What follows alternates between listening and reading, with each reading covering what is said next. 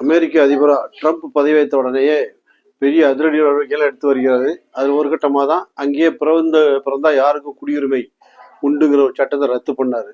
அது மட்டும் இல்லாமல் பக்கத்து நாடுகள்ல இருந்து மெக்சிகோ, கொலம்பியால இருந்து நாடுகள்ல இருந்தால் சட்டவிரோதமாக குடியேறி அவனால சின்ன சின்ன வேலை பண்ணிட்டு இருக்கவனெல்லாம் வெளியேற்ற ஆரம்பிச்சிட்டாரு.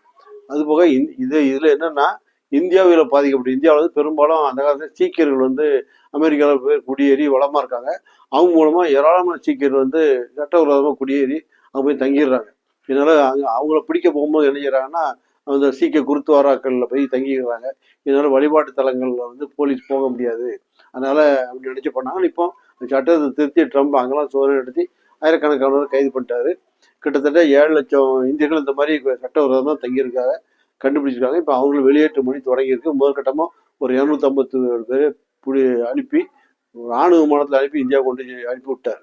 ஏன்னா இந்த மாதிரி ராணுவ விமானத்தில் அனுப்புறது கிரிமினல் தான் பிடிச்சி அனுப்புவாங்க.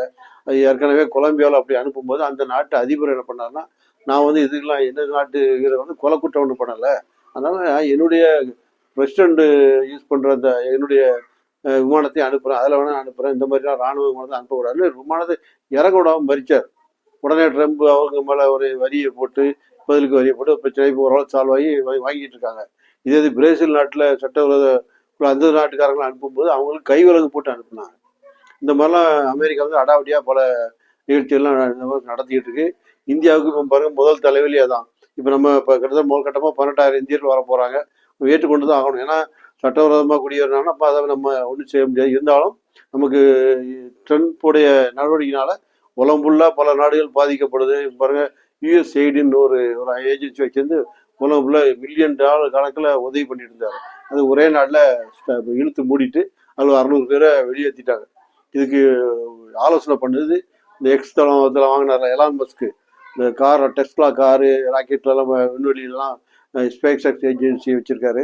அந்த தொழிலதிபர் தான் இந்த ஆலோசனை சொல்லியிருக்காருன்னா அவர் தான் அந்த அமெரிக்க அரசின் நிர்வாக செலவு குறைக்க, ஊழியர்கள் எண்ணிக்கையை குறைக்கிற ஒரு குழு அமைச்சு, டாட்ஜின்னு ஒரு குழு அமைச்சு அதில் வந்து இவர் தான் தலைவராக போட்டு வச்சிருக்காங்க. அவர் சொன்ன உடனே அதுபடி அந்த எய்டெல்லாம் நிப்பாட்டி விட்டாங்க. இந்தியாவுக்கும் அந்த எய்டெல்லாம் நின்று போச்சு. எங்களுக்கு தொண்டு நிறுவனங்கள், இதை நம்பியே வாழ்ந்த தொண்டு நிறுவனங்கள் பல அப்படியே மூச்சு முட்டி போய் நிற்கிறாங்க.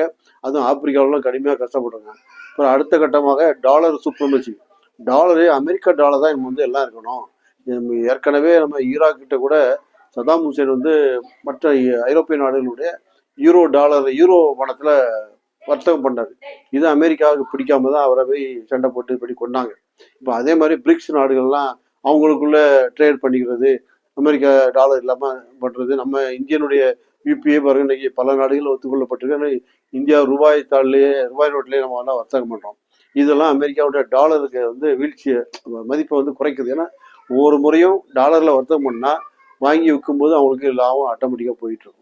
இதனால அந்த இதை வந்து தங்களுடைய சூப்பர்வைஸை பழகி கொண்டதுக்காக எல்லாத்தையும் மிரட்ட ஆரம்பிச்சிட்டாங்க. கார் கம்பெனி எல்லாமே அமெரிக்காவில் வந்தால் தான் அவங்களுக்கு இது அப்படி சொல்லிட்டாங்க.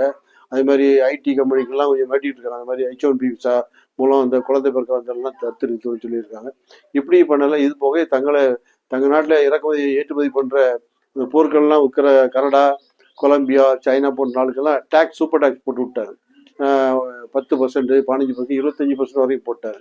இந்தியா மேலே மட்டும் தான் போடலை. ஆனாலும் இது வந்து வேர்ல்டு லெவலில், குளோபல் லெவலில் அது வந்து ட்ரேடை வந்து பாதிக்குது. அது இந்தியாவை பாதிக்க ஆரம்பிச்சுட்டு அனகாலமாக தான் நம்ம தங்க விலை ஏற்றம் மற்ற எல்லா பிரச்சனைகளும் வர ஆரம்பிச்சோம். ஒன்று நம்முடைய பங்குச்சந்தை சரிவு, இங்கே உள்ள அமெரிக்க முதலீடுகள்லாம் பலபடி அங்கே எடுத்துகிட்டு போயிடுறாங்க. இந்த மாதிரி பல பிரச்சனைகள் வந்துட்டு இருக்கு. இதை எப்படி நம்ம சமாளிக்க போகிறோம்? பிரதமர் மோடி அமெரிக்கா போயிடாரு 11ஆம் தேதி. இதை நம்ம எப்படி சமாளிக்க போகிறோம் அவர் அங்கே முடிவு பண்ணுவார். ஆனால் இந்தியாவுடைய எக்கானமி வந்து பல பிரச்சனைகளும் கடந்து வந்திருக்கு. இதையே நம்ம கடந்து வருவோம் என்று எதிர்பார்ப்போம்.